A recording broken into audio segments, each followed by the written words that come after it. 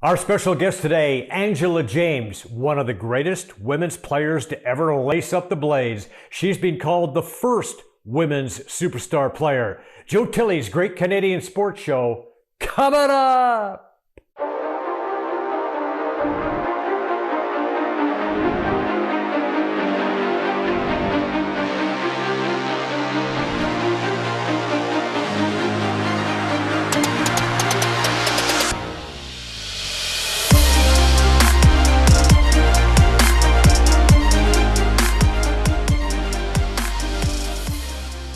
Welcome to the program. Today's special guest, and we're glad to have her. She was born and raised in Toronto, a 20-year pro, played in the COWHL, NWHL, a six-time MVP. She led Canada to 4 gold medals at the World Championship. Senior sports coordinator at Seneca College, assistant coach for the Toronto Six, inducted into the IIHF Hall of Fame in 2008, inducted into the Hockey Hall of Fame in 2010. She's in the Canadian Sports Hall of Fame. She's a member of the Order of Hockey in Canada. AJ8, the original, grade 8, Angela James. Angela, welcome to the show. Well, thank you very much for having me, Joe. And I love that introduction and the way you pump your fist and sell the win. Great to be here today. Well, you're a great guest to have on the program, that's for sure. You've done it all, and we're so grateful you're able to join us today. Now, you started. We'd like to begin right at the very beginning. You started hockey at a time when there weren't a lot of girls playing hockey, and certainly not a lot of Black girls playing hockey. What kind of challenges do you come across along your journey? Well, when I first started playing hockey, I played, absolutely for the love of the game, like every young kid. And being a kid, I didn't understand that there were such things as challenges and stuff. I grew up in Flemington Park, and we always had to, fight our way through life. And so when it came to hockey, that wasn't very much different. So, I just basically rolled up the sleeves, got in there, and got dirty whenever I needed to. Well, there was a few challenges to overcome there at Flemington Park. The fact that you had to, you know, you didn't have some of the advantages, let's say, that other kids playing hockey did. How were you able to overcome some of those disadvantages? Well, back then, in I guess it would be the mid 70s when I would have started, it wasn't really accepted that girls played hockey. So, that was a challenge in itself. I started playing in the boys' hockey leagues in Flemington Park. Actually, I was in the house league and played a little bit of select where we would go down to participate in the Montreal Lachine tournament as a peewee and just enjoy the game. The good thing about my challenges is that a lot of it happened in the outdoor arena because that's where I would mostly do all my playing until one day somebody knocked on my mother's door and said, it's time that you get Angela involved in rep hockey. That she's a pretty good hockey player, and so that's when I guess all the politics began with female playing and boys hockey. And as I continued to play, of course, racial slurs would come my way, and you learn to deal with it, in your own way. Back then, there wasn't a zero tolerance policy or any policy at all, say for slurs, discrimination or anything like that. It wasn't until probably the last 10 years that anything's been put in place or even followed up on. So some of the challenges, absolutely, as a young black girl, and then also being a female in sport. But one thing that always was a great thing was that I always had a team behind me, so that was always a lot of fun. Some of the fights that we used to have as a result of different situations that occurred. That's one of the great things about hockey is that team aspect, and like you're all for one and one for all type of thing. And what kind of mantra did you carry with you that helped you to get through those difficult times? Like, what was it you tell yourself to, the reason you're doing this, and that there was going to be a, a a light at the end of that tunnel somewhere. Yeah, I never really thought about the light at the end of the tunnel. I really just love playing hockey. I love playing street hockey, ball hockey. I love playing goalie. I love playing out. I just love the game. Anytime that I could play shinny hockey, I would. Anytime I would play on the streets, I would. Like I said, like my era and my neighborhood where I grew up, um, you know, we had a fight just to get down and grab you know just to go grab some groceries. Sometimes I would have to fight my way just to go over there because that was just the neighborhood. If I had to go to school, sometimes I would have to have a fist fight just to get to school. So for me, playing hockey, within, certain parameters of the game allowed me, freedom to do what I love to do. And sometimes, if you were called a nigger or if you were called, a girl and you shouldn't be playing here, those things didn't hurt me, but I know that I would turn around and give a two-hander across the back of the leg or something like that because that's just how we did it back then. Right. That's how Gordie Howe used to take care of business too, right? When the ref wasn't looking, that's how you say. Well, absolutely. I have to tell you, we were back in the day, we were pretty dirty hockey players, not just myself, females hockey. We had body checking back then, a little different than today. You still don't even really see good body checking like they used to, but with discovering of brain injuries and things like that, it's understandable. And especially concussions. But that's how it was. And if you wanted to play and if you wanted to hold on to the puck, um, you had to defend yourself. You didn't have too many people sticking up for you. But when the going got tough, um, you definitely had your teammates at your side. Well, you mentioned that you like to play, play goal, play D, play forward, wherever where they wanted to put you, you would like to play. But it was obviously at forward where you excelled. And when you moved on to play for Seneca College, I want to talk about some of your accomplishments. Third year there, you had 50 goals and 23 assists in 14 games. That's an average of almost 4 goals a game. Uh, that's pretty impressive stats. I mean, you had the puck the whole time, it seems, right? Yeah. I loved my time at Seneca playing hockey. And surprisingly enough, that was as a defenseman. I was a defender, a defender now they call it, back in college. And, we used to have a really good team. So, that wasn't just me. It was, my team as well. And, great memories. Um, and I carried that forward. Uh, and then, the colleges back then, like any other universities and stuff, and were just, getting organized, getting started. So, the fact that you could even play for your college team back then was just incredible.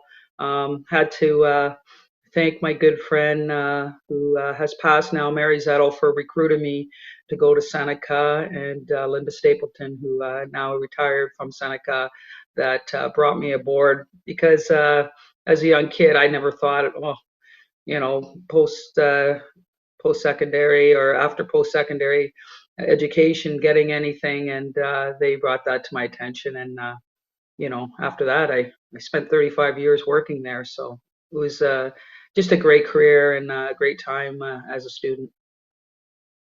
Well, another great thing about Seneca is they allowed you to travel with the national team when you eventually joined the national team when that happened. So that's pretty good too. That turned out to be a pretty good gig for you. Oh yes, absolutely. They were really supportive because I worked in the athletic department. They were very supportive. I, in return, was supportive to the college. I felt, supporting the academic part, and also trying to be an ambassador, so to speak, representative for the college. So it worked out really well. Sometimes there were some struggles. You're working full time and trying to get training in and trying to be, the best that you can be.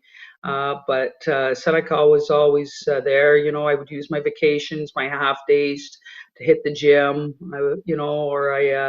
Um, they would allow me the time off, and still I was able to continue my career. A lot of the girls back then, like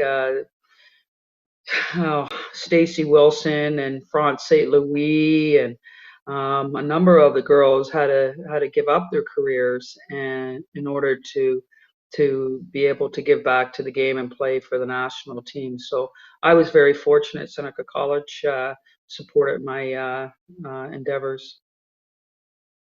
Now, let's talk about those endeavors, like the playing for the national team. First unsanctioned world title was in 1987. You remember that team, but then in 1990, the first women's world championship that was sanctioned by the IIHF. You racked up a record 11 goals in that tournament, including this huge goal to clinch it for the Canadian side. What was it like to finally get that chance to play for a sanctioned world title? To feel like you guys were really had your place now. Well, that that one there, I think, was a 1992 in Lake Placid. That one. Only the only Okay. reason I know, Joe, is because we had to wear pink uniforms in 1990, and those look pretty red. But Oh, right, back in right. 1990, yeah, that's okay though. That's okay. I like that goal though. That was a nice one. But in just to go back in 1987, just getting going with the um, um, I guess they would call it a non-sanctioned world championship, where we had a number of teams. We had Team Canada, we had Team Ontario. Hazel McCallion was a huge advocate of getting that started for women's hockey, along with Fran Ryder with the OWHA. They basically single-handedly started international women's hockey, and I don't think they get enough credit for that. Then in 1987, just a shout out to our captain of that Team Canada era in 1987, Mern Coveney, who just passed away. And so I just like to kind of say a few words about Mern and how she was right on when she said she never thought that there'd be ever play in the NHL, but and to date, she's absolutely right, and she quoted that in '87. So, Myrno, you're right on. So, but just as we continued on from '87 into 1990, where they started playing.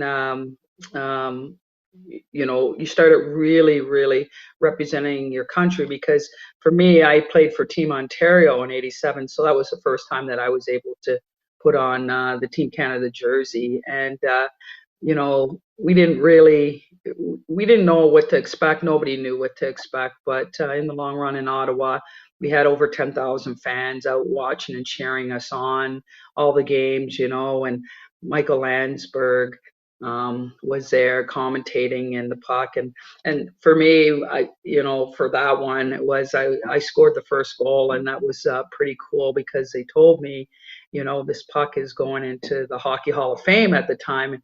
And really and truly, like, honestly, I'm like, what's the Hockey Hall of Fame, and so I you know, I just wasn't um, knowledgeable enough to know everything where the game could actually go because we always just played for the love of the game and we always played for our provinces. That's where the highest level of competition was for us at the nationals, at the Shoppers Drug Mart Nationals. So in 1990 when that took off and we knew that it was only going to go from there. And, a lot of people think that we haven't gone far enough, but I think that what has really, really improved is our game. And, the just by, seeing the girls, um, take home the gold medal, but also see the caliber of play that they have displayed even during COVID with probably very little practice. It was pretty outstanding. Anything that sticks out for you? It's interesting that you would follow the puck into the Hockey Hall of Fame 23 years later, Yeah, absolutely. Yeah, yeah, yeah, absolutely yeah. incredible. So, yeah, great times. And anything else that sticks out for you? You won the gold medal, three more gold medals after 1990, 87, 90, then 92, 94, 97. Anything that sticks out for you for those from those tournaments?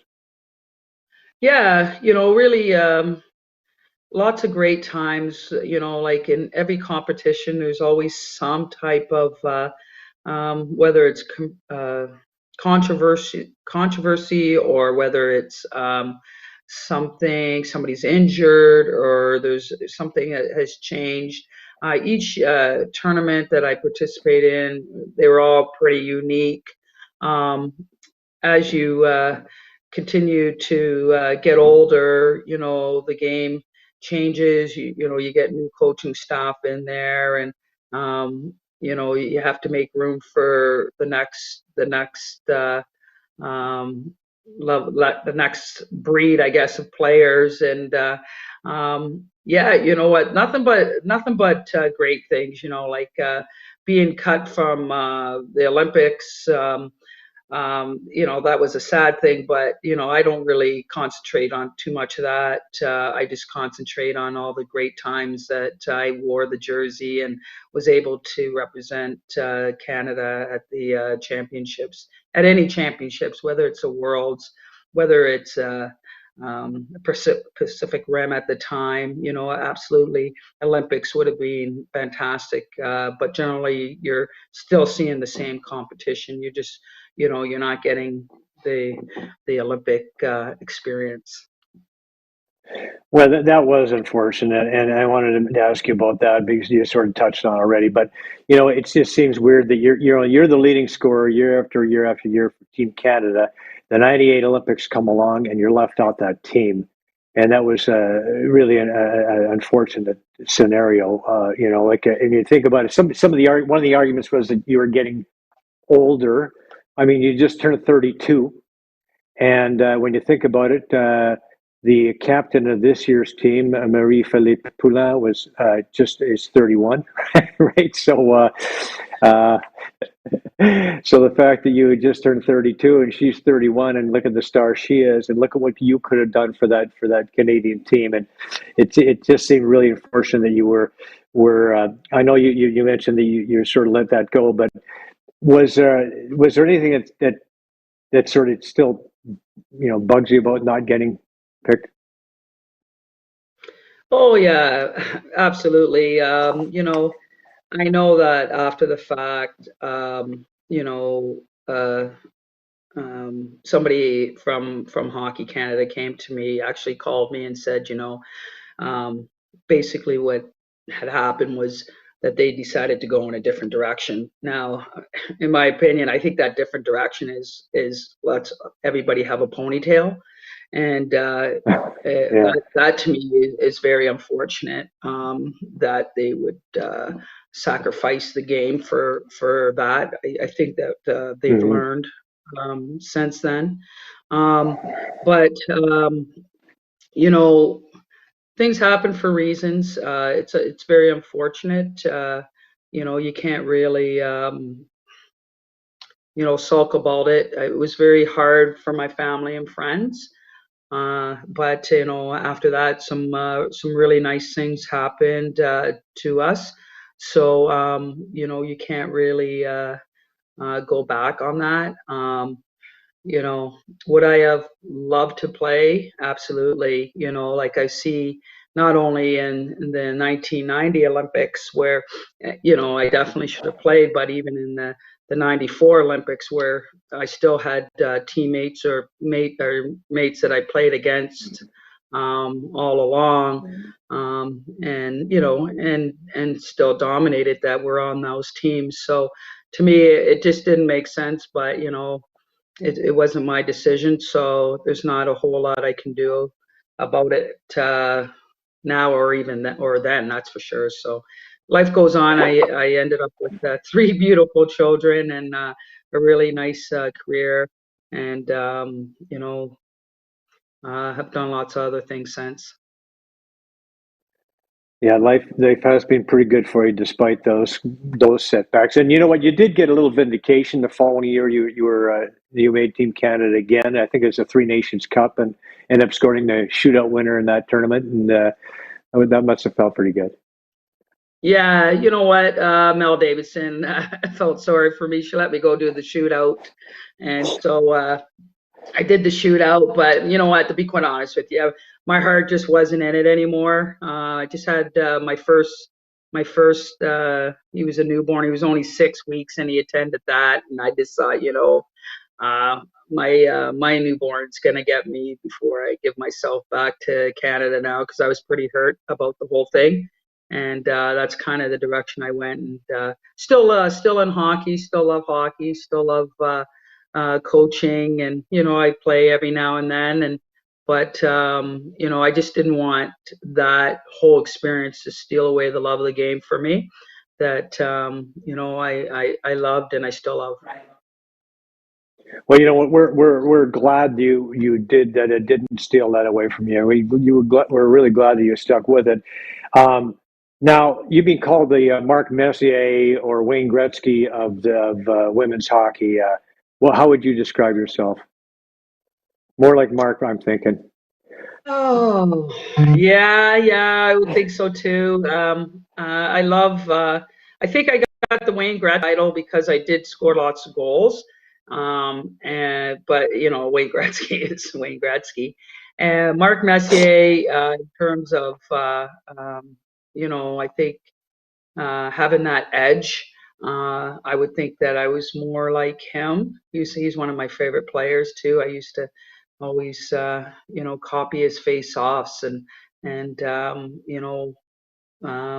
his intensity as a player, and I just loved how physical he was, and still having the ability to score goals. So I would say a little bit more of Mark Messier, and but I'm never gonna deny Wayne Gretzky's comparability, I guess.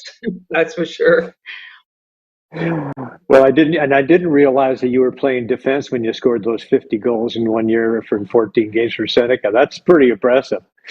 Yeah, well, what's really impressive, Joe, is the intro of all the information that you had. I think you're probably one of the only ones who ever got it right.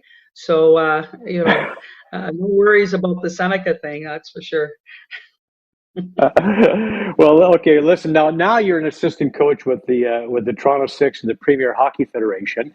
Um, Now we found some practice vids here and some video on online. Now Soroya Tinker plays for the Toronto Six. Now here's a message that Soroya tweeted out when she found out that you were going to be an assistant to head coach Mark Joslin. Hey Let's run that everyone, clip, Vic. Soraya Tinker here. I just wanted to take a few moments and kind of speak from the heart. Obviously, this morning we had a huge historic announcement come from the Toronto Six as they announced Angela James as our assistant coach for next season. For me, when I found this out, I was overwhelmed with emotion. And in my 20-year career, I've never been coached by a coach of color. And this upcoming season with the Toronto Six, I have the opportunity to be coached by two, Coach Mark Joslin and Coach Angela James. This is how you make meaningful change. You hire Black people. It's so important for hockey to move forward just as so, because it's so important for the BIPOC community to be able to see people in their shoes and to see them be coached by people who look like them. I'm so excited to be a part of the Toronto Six for this upcoming season, and I'm absolutely honored to have Angela James as my assistant coach. So, what were your thoughts when you got that kind of a greeting? I love Tinker, by the way. She's one of my bigs, as I say, D, and I've loved getting to know her as well. And when I heard that, I was like going, oh, I was shocked, because here I thought I was getting hired because I knew what I was doing. But maybe it was another reason. But I think that if I could influence anybody in the BIPOC community to continue to play, to do well, to continue to love the game, just by being who I am and being uh, having the color skin I have. If that's going to make somebody feel more welcomed into our game, then I'll do that every day and twice on Sunday. And we have a number of Black players on our team. We also have an Asian girl on our team. We're probably one of the most diverse teams in the league. I think we are, and I don't think that was done on purpose. Mark, Jocelyn, and I, we attended Seneca College together, and the first person he called was myself to come in and help. And so, if we can make a difference for young uh, uh, BIPOC communities, players in the diverse community, that by having these opportunities and showing them that they can do it as well, then I'm more than happy to be out there and to support that cause for sure. Well, you guys are And I the love Toronto Tinker as Six. It well. makes Sorry, Joe. And I love Tinker as yeah, well. yeah. So that was great Well, comments. yeah. I was just going to say you are the Toronto Six. It makes sense you would represent Toronto in all aspects, right? The multicolored culturalism, the diversity, everything else. And Michaela or Michaela Grant It's Memphis? Michaela. It's Michaela Michaela. Okay. Grant. Okay, so she's the reigning league MVP. She also happens to be Black. I mean, this is pretty cool. This is you guys have, and let's talk about the team because you guys are leading the division. You're 11, I guess, 2-1 after a loss last night. You mentioned to me before we came on, and that's a pretty. So I want to ask, like people who are watching, how can we watch the Toronto Six play? When do you guys play? Where do you play? I believe it's Canlin Arena, York, if I'm not mistaken. Yes, we play at Canline Arena. If it's a weekend when we're in town, we would be Saturdays at 2 o'clock and Sundays usually at 1 o'clock. Sometimes it varies on Sundays due to flight schedules for the girls. But yeah, this is a really dynamic team. We've got 20 girls that are all NCAA graduates for the most part. Very, very intelligent girls. Mark and I, we kid ourselves where, you know, uh, we have a Harvard grad. We've been to Harvard, and it's basically just by visiting. And so we presented Mark with a Harvard um, certificate, a few months ago. But the actual game, it's a great game. You talked about Michaela. She's a great player. I'm not sure why she hasn't got a look at the national team. If she ever got into the program, if they were able to elevate her game even higher, they would have just a sensational player there. As well as we've got a great defense core, Lindsay Eastwood, Soraya Tinker, a couple of our bigs. We've got Tyler Woods. back there. I don't want to leave too many out, but just those are some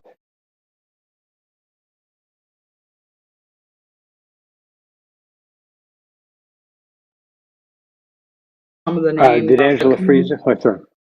Oh, sorry. Anybody? Am I still freezing? Okay. No, you're Anybody good. You're who's good. Yes. good. Anybody who's come out has just been shocked at the level of play, and Mark and I, we've gotten these girls to where we want, not based on last night's um, result, but that was an outdoor game in Buffalo that just kind of went backwards. But as far as the girls and their buy-in, and just their professional attitude to the game. They're in the gym, they're at practices, they're wanting to do more and more and more, and really, even in the background of the Toronto Six, the professionalism, like their flights and their hotels, and they're getting paid to play, and there's still some ways to go, but not next year. They announced they had a $25 million deal, so that can bring the salaries up to 85,000 per girl. Your top four girls, 26 game schedule, so a 7-month season. That's not too bad. And your second, third lines, can be 40, 50,000 for a 26 game schedule. Practices probably 3, 4 times a week at 4 o'clock. I know if this proposal was offered to me back in the day, I would jump at it, no problem. So it's just a matter of now getting all the buy-ins from the Olympians. And I believe that we're going to be starting up another program in Canada, as well as another program in the States. So great things to come. It's just a matter of getting everybody to buy into the same goal. And I'm looking forward to still being a part of it for a little while longer anyway. That is awesome. I didn't realize that. That's so the Premier Hockey Federation. It's sort of like it's all bringing it together, right? Because that's what we've been waiting for. Is that one, central organization that's going to be the premier, if you will, organization that finally puts women's hockey on the map. Yeah, so a little history there is they changed the name from the National Women's Hockey League because there was the National Women's Hockey League, and then there was the Central Women's Hockey League. So the Central Women's dissolved over 3 years ago, and they started doing the tours with generally the Hockey Canada and Hockey US in terms of their elite players.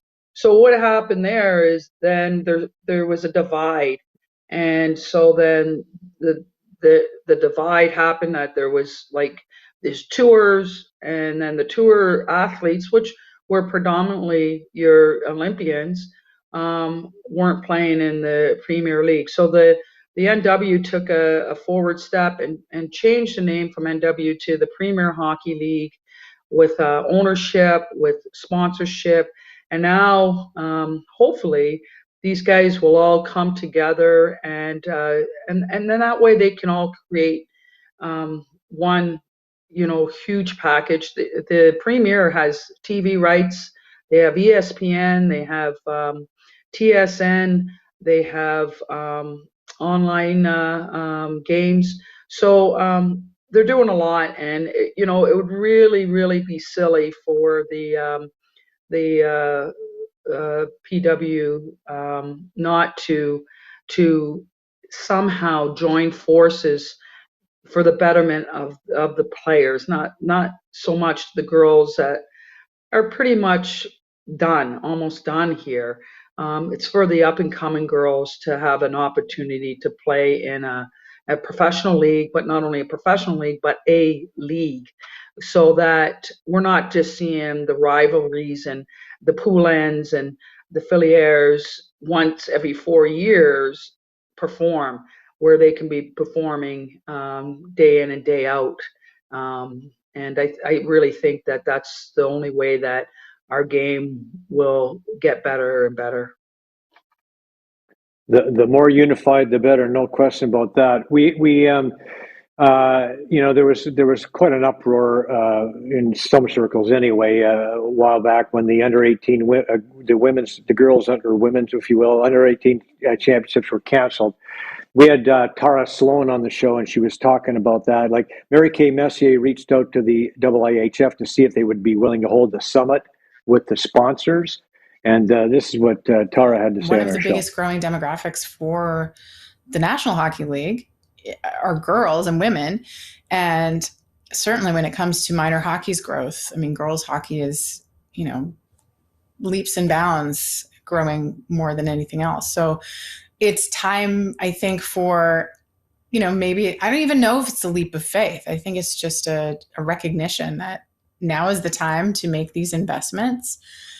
And I think that the rewards will come shortly thereafter. Now that seems to be falling in line with exactly what you're talking about, doesn't it? Yes, and there have been a number of companies that have stepped up on the Premier Hockey League side of things, as well as the alumni side of things. So I think that it's just a matter of time. I think these guys, if they don't, then they're gonna wreck. I mean, wreck women's hockey.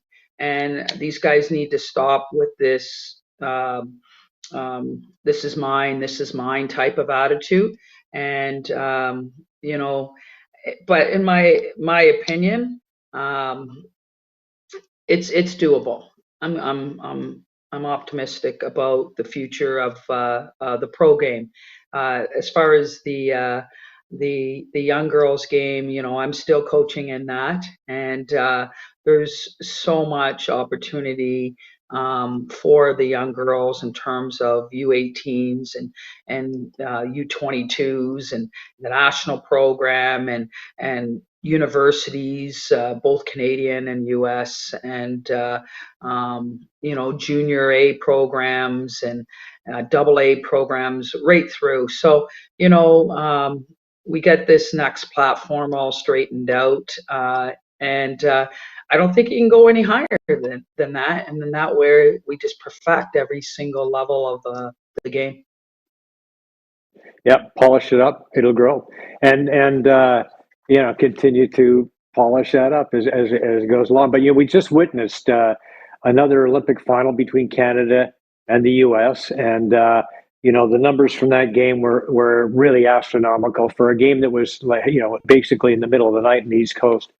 3.4 million people watched on NBC, and I think the number was 1.3 on CBC. Those are incredible numbers. That shows you that the interest in women's hockey is definitely there. Yeah, absolutely. I'm sure there's a lot of factors there as well, in terms of the men not being a part of the NHL, not being a part of it, and the women have always been right there with the NHLers, and it was kind of like a dual thing.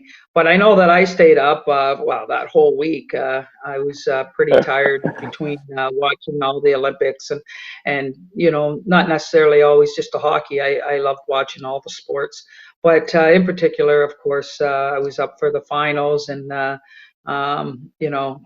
we were up 3-0. I'm like, there's no way that we're going to lose this one. So I saw a lot of change in a lot of people's play from last Olympics to this Olympics, and I thought that Spooner really stepped up and played a great tournament, and same with Sarah Nurse. I thought that they had some really good games, and I loved watching Turnbull and the defense corps really do their thing. And I'm not sure think it was, her name was Haley, one of the announcers, talking about, this is definitely going to be about goaltender. I think it was Shabado. Of course, she's a goalie, so she's going to say it's always about goalies, but it certainly was. And, I'm kind of glad I wasn't prepared at that time of the night to have like a close game anyway. So I really got to enjoy the game, and I'm really happy for the girls bringing home the gold medal again. And, hope that they just enjoy everything about that and about their lives, because, there's nothing more special than that. Yeah, really, it was amazing. And what can you say about Marie-Philippe Poulin, who's clutch in those gold medal games? She scored in 4 straight. She scores 2 in this one, and she seems like she's a pretty solid captain for that team. Yeah, it's funny because I've talked to Marie-Philippe maybe a couple of times just in passing at different things, and one thing that strikes me that her coming from Montreal is she just reminds me so much of a captain from Montreal, France St. Louis, in terms of how she handles her group, and how she is a leader, very modest, humbling, and puts her teammates first. And France St. Louis was like that, and I don't know if that was one of her role models, but I certainly see a lot of her in France. So what was it, 3 Olympics and 3 game-winning goals. So that was always France St. Louis too. So that's awesome. I'm really happy for her and their team. That's for sure. Well, Canada, had another great leader who is pretty humble and led by example, and her name was Angela James, and in 2010, her along with Cammy Granado were inducted into the Hockey Hall of Fame.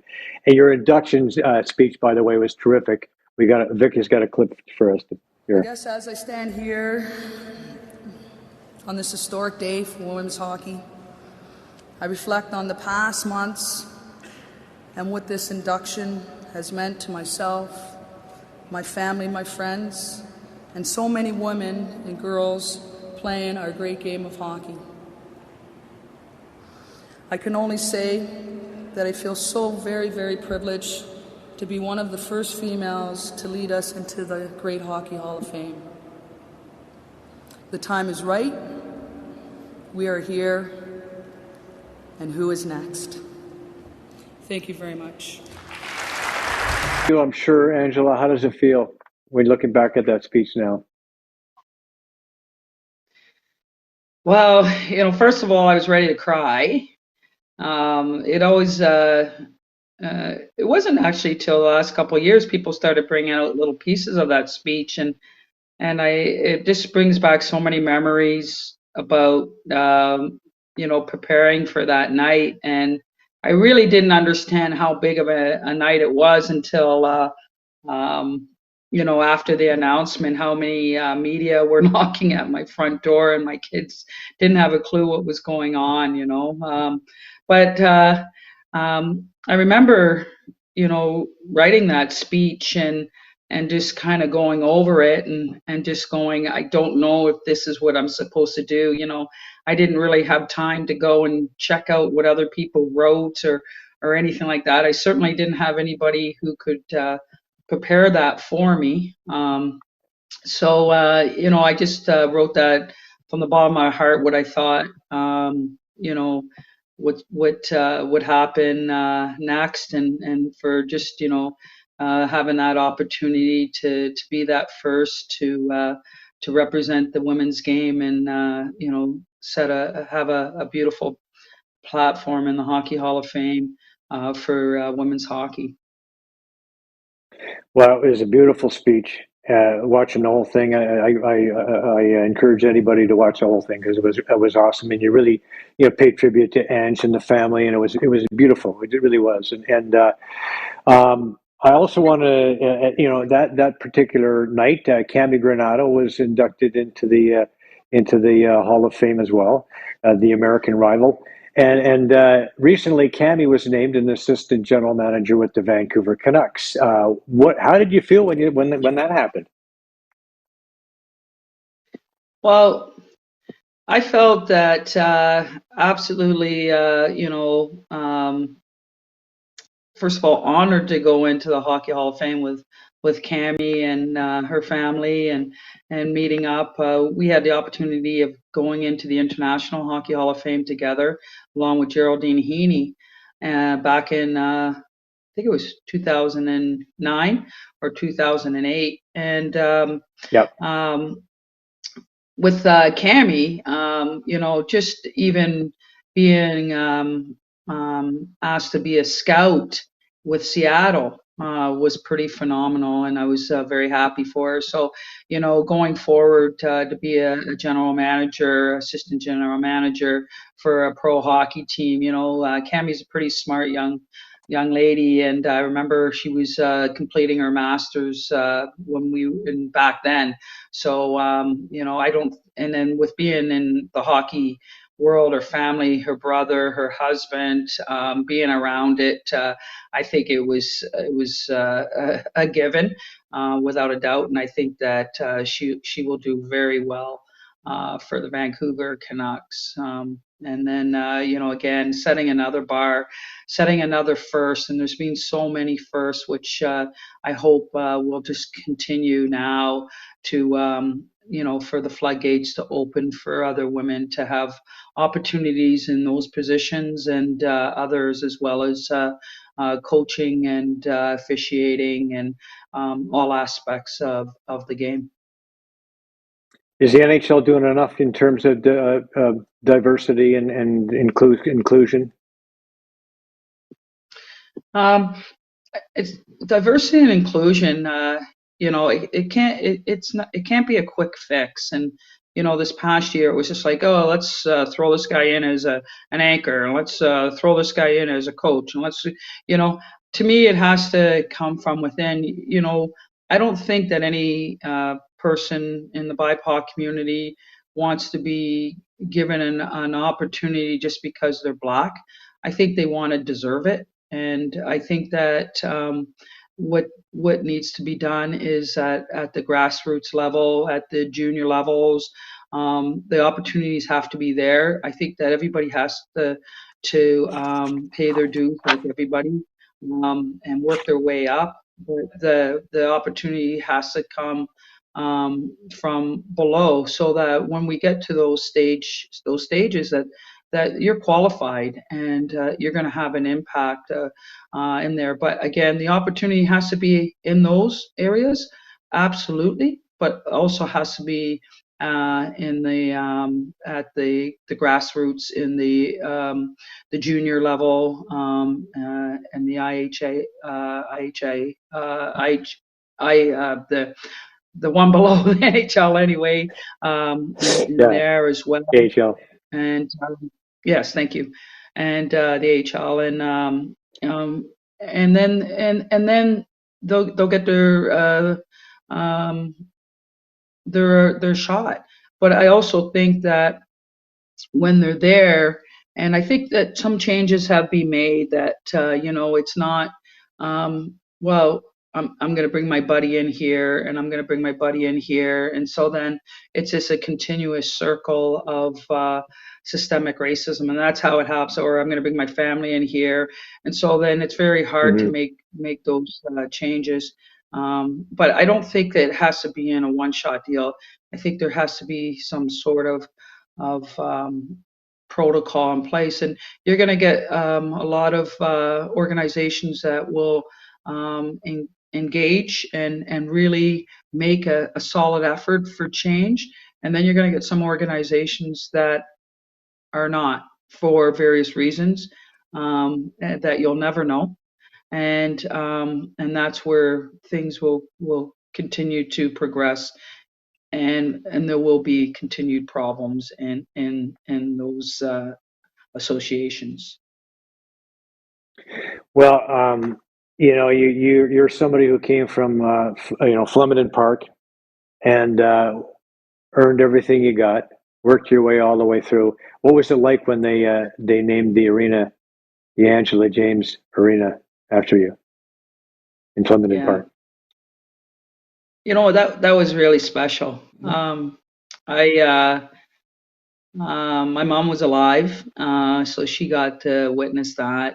That's where we were all brought up. My mom raised 5 of us on her own, and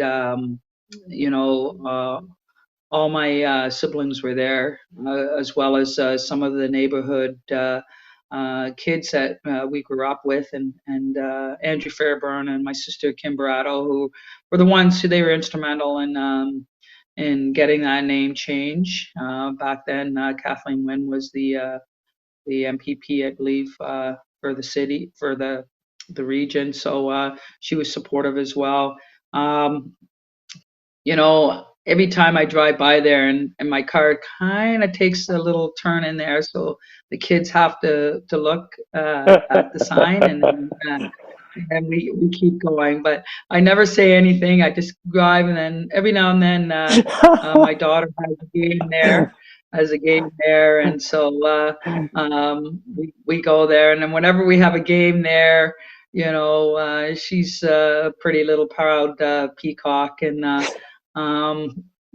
she goes in there, she's taken over now, and she just she loves the game as well. She's not a great hockey player, but she loves the game, and I love the fact I used to tease Cassie Campbell Pascal, and because Cassie's got a rink named after her out in Brampton. I mean, it is huge, and I'd say, Cassie, your name is bigger than my rink. So we would go from there. But, for all the people that I grew up with in Flemington Park, and we used to play as kids. Every time we go by, those are the memories that I get every time I see my name in there, and it's just such a wonderful thing. I think if it's me and driving the kids to the rink, I'm thinking I might say, even though I know where the game's going to be, I might just say, like, where are we playing tonight? Where are we playing tonight again? Angela James Arena, Mom. Yeah, it's pretty cool. I do stuff like that. My oldest son, he's at Western University, and he's studying medical sciences, and he's got a long way to go. He's trying to get into med school, and so on and so forth. And the University of Windsor gave me an honorary Doctor of Law degree. So I came home, and he's studying, and like he always does. He's a good student, and I'm like, I just got in. I got this degree. I got my doctorate. Whenever I'm in an educational institution, you have to address me as Dr. James. And it took me 4.5 hours to get this degree. Wow, he's not too happy with me. So yeah, I try to feed the kids as much as I can, but they keep me humble. It's just like, can you make me something to eat? So away you go. Right. Well, I'm glad he's a good student. He's going to earn his medical degree. That's fantastic. And believe me, you earned your degree, Angela. Trust me. Thank you. So, Thank you. for I just want to say, Angela, it was an absolute honor to have you on the show here today. It's been great. I really enjoyed this, and good luck with the 6 and anything else that comes your way. We'll see how that unfolds, but I suspect whatever comes your way, it'll be good. Awesome. Well, thanks a lot for going down memory lane, Joe, and enjoy Mexico. All right, thanks. Thank you. I will. All right, we got more sports coming up. Thanks, Angela. Thank you. All right, you Fantastic, too. Angela. That was brilliant. Really enjoyed that. That was awesome. Thank you. Thanks, Joe. Good job, Thank you Vic. very Thank much. you. Thank you. Bye-bye. Bye. Okay, sounds good. Guests on Joe Tilley Sports receive a gift certificate from Classica Imports. Top of the line imported men's clothing. Check out the Classica Essential Collection now. Go to shopclassica.com.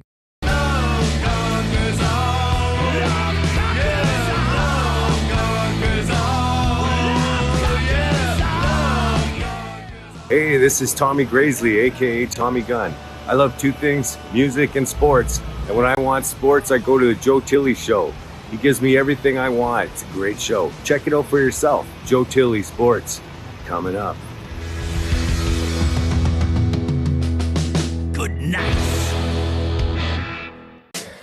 When I'm working out, I like to wear my Joe Tilley's Great Canadian Sports Show t-shirt. It makes me feel handsome and strong.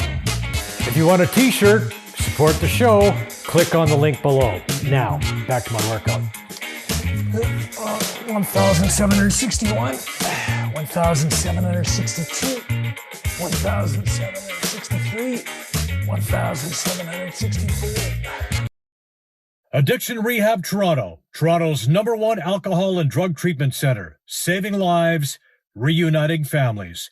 The only treatment center in the province to offer medical detox, treatment, sober living, and lifetime aftercare all in one place.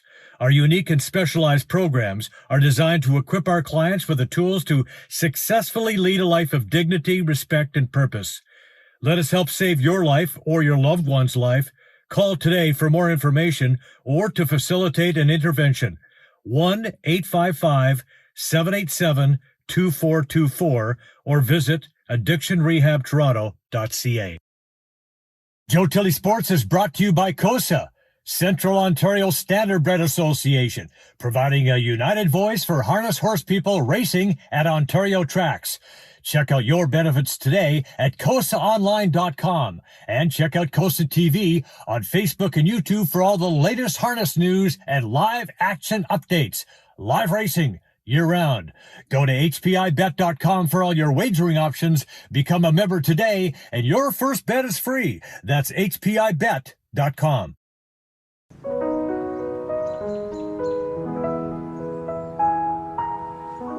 Slow play.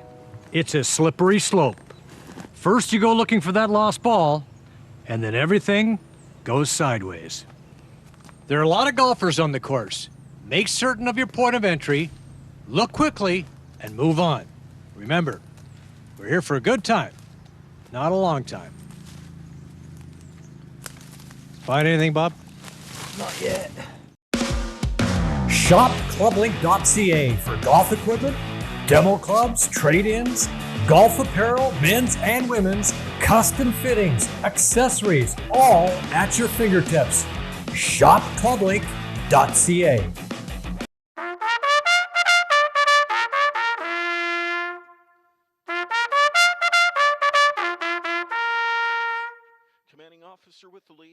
Time for my COSA Swiss pick of the week. Well, for the third time this winter, the race that I was picking was scrapped by some nasty weather. Thursday's card Mohawk was postponed, so let's check out Saturday night's second race, a preferred pace for the purse of $36,000. Jody Jameson guided Uhtred to the victory for trainer Carmen Osiello. That's a 6-horse in the middle. Yes, a 6-5 exact return, $31. Great race. This week, let's look at this right here. I'm going to Mohawk for Thursday night's 8th race, and it's going to be Stonebridge Strong with Christopherou in the buggy. Stonebridge Strong, and I also like the 1-3-6 exacta box. A reminder that all racing updates are on COSA TV on Instagram, Twitter, and Facebook, and go to hpibet.com for your wagering options. Time now for the Rycom Wrap, sports news that's close to home. Well, it was called one of the great clutch performances by any Canadian hockey player ever. Yes, indeed. Captain Marie-Philippe Poulin scored twice to lead Canada over the U.S. to capture the gold medal at the Beijing Olympics. 3-2 over the U.S. to win it. She was the MVP, no doubt about it. Scored in all 4 career Olympic gold medal games now. Sarah Nurse was unbelievable as well with 5 goals and 13 assists in the tournament. That's a record, 18 points. And Renee Debian stopped 38 shots in the clincher. Some amazing performances all around by Team Canada. Brad Gushue's rink earned a bronze in men's curling. Charles Amelin tied a Canadian record with his 6th career medal. He had gold in the 5K relay on the Canadian team. Laurent Dubray won silver in the 1,000 meter in long track. Canada's Yvonne Blondin took silver in the women's mass start speed skating event, her 2nd medal of the games. Marielle Thompson captured silver in women's ski cross, and Justin Cripps guided his 4-person bobsled team to a bronze medal. Whitby's Cam Stones is a member of that squad. Well, the Nick Ritchie experiment ended in Toronto. Kyle Dubas was able to get rid of that contract to the Coyotes for a couple of pieces. Looking forward to seeing what Ilya Lyubushkin can do on the defense. They call him the Russian Bear, apparently, for his serious body checking. It's a tough stretch for the Buds. 5 games in 8 days, 4 of those on the road. First up, you'd expect to be a soft touch in Montreal, but no. New head coach Marty St. Louis suddenly has his club playing some decent hockey. The Habs rolled to a 5-2 win. The Leafs have given up 11 goals in 2 games. Jake Muzzin could be out with a concussion. That'll have to be addressed, that defensive issue, over the next few weeks leading up to the trade deadline. The Raptors returned to game action on Friday. It was a great all-star experience for our man Freddie, the first of many for the all-star guard, for the classy man. He did not disappoint. Scotty Barnes and Precious Achua both represented well in the Rising Stars competition. The Raps are 7 games over 500 and are playoff bound as they head into Friday's resumption. Well, they are absolutely sizzling. Yes, we're talking about the Toronto Rock, who sauntered into Albany on the weekend, rung up their 4th straight win, completing a season sweep over the Firewolves. Reed Reynolds scored 3 times. Rob Hellier had a goal and 5 helpers to pace the Rock to a 13-9 victory. The Rock are now 6-3 to move to within a game and a half of the East Division lead, and they'll travel to New York this week for a tilt with the Riptide. The Tide are 1-7. Well, another week, another trip to the final for Felix Auger-Aliassime, the 21-year-old Canadian coming off his first ATP win, made it to the final of the Open 13 in Marseille, where he bowed out to second-seeded Andrei Rublev. Felix beat the Russian last week in Rotterdam, and the kid is smoking hot. Well, are you wondering about the Saudi League for golf? Well, it's a super league, sort of. Just listen to what Rory McIlroy had to say. No, not going to happen. And before we go, let's have a look at our shot of the week. God damn it. 4! Well, folks, guess where we are? Beautiful number 6, El Tigre, Nuevo Vallarta, Mexico. Joe Tilley, his favorite hole. Oh, he heard his shot. Oh, and he fed the fishes.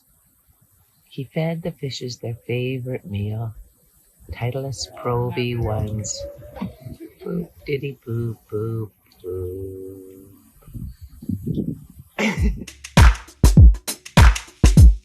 Today's environmental tip: reduce the electricity you use.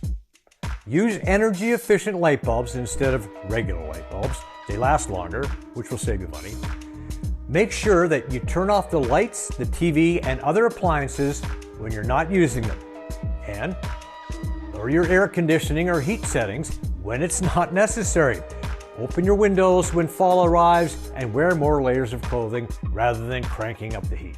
RICOM, passionate people who turn complicated business problems into simplified technology solutions. For public and private sector real estate, properties, portfolios, and enterprise customers. Optimize and future-proof smart buildings from the ground up. Smart tech solutions, the latest in fault locating, base building network design, managed services, cybersecurity, data analytics.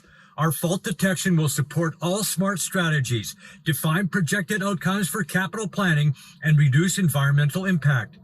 RICOM, Smart Protection Solutions. At RICOM, we're building a path to a smart and environmentally friendly future and a carbon-free economy.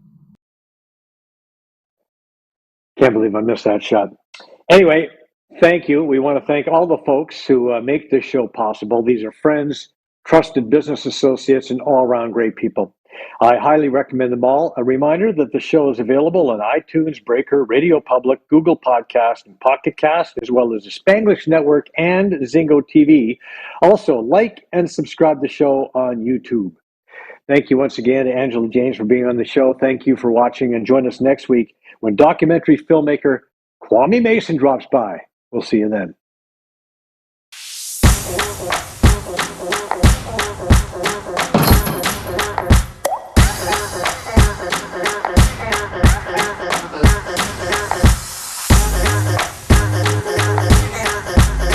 Joe Tilley's Great Canadian Sports Show is brought to you by Brian Gribben Insurance Planning, helping you solidify your financial future. At BGIP, what we do that's unique in the marketplace is we show people how to spend and enjoy their money in their early years of retirement without the fear of running out. Also, we're able to do this without you having to change financial advisors. Please look us up at bgip.ca today, and let's book a 30-minute phone call to see how we can bring value to you and your family in your planning. Call Brian today for all your retirement needs. We did.